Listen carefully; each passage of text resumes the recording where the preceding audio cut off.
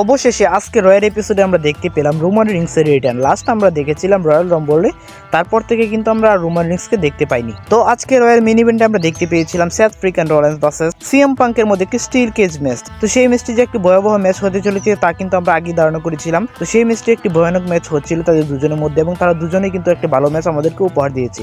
তো এক সময় কিন্তু আমরা দেখতে পাই রোমান রিংস ফিরে আসে এবং সে সেথ রলিন্সকে রিং থেকে নিচে নামিয়ে দেয়। তো সেই সুবাদে কিন্তু সেথ রলিন্স ম্যাচটিতে জয়লাভ করতে সক্ষম হয়ে গিয়েছে অটোমেটিক ভাবে। কিন্তু তখন আমরা দেখতে পাই রোমান রিংস কিন্তু ইচ্ছামতে পেটাতে শুরু করে সেথ ফ্রিকিং রলিন্সকে। তো বিভিন্ন সিকিউরিটি গার্ড এসে রোমান রিংসকে থামিয়ে দেয়, সে কিন্তু সেথ ফ্রিকিং রলিন্সকে ইচ্ছামতে মারতে পারেনি। তো ফাইনালি গিয়ে আমরা WrestleMania 41 Roman Reigns versus Seth freaking Rollins versus CM পাঙ্কের মধ্যে একটি ট্রিপল থ্রেট ম্যাচ দেখতে চলবো।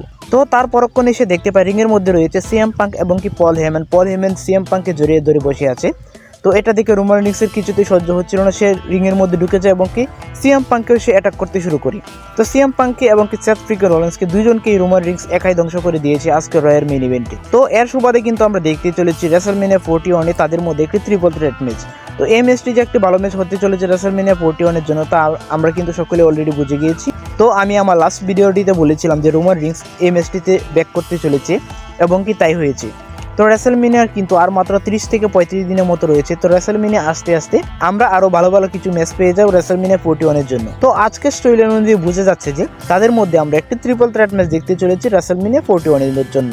তো রোমান রিংস ব্যাক করাতে কে কে খুশি হয়েছো বা কে রাসেলমেনিয়া 41 তাদের ম্যাচটির জন্য অপেক্ষা করছিল তা কমেন্টে জানিয়ে দিতে ভুলবেন না অবশ্যই। তো আজকের ভিডিও এই পর্যন্তই। ভিডিও ভালো লাগলে অবশ্যই লাইক, কমেন্ট এবং কি সাবস্ক্রাইব করে পাশে থাকবেন। ধন্যবাদ সবাইকে।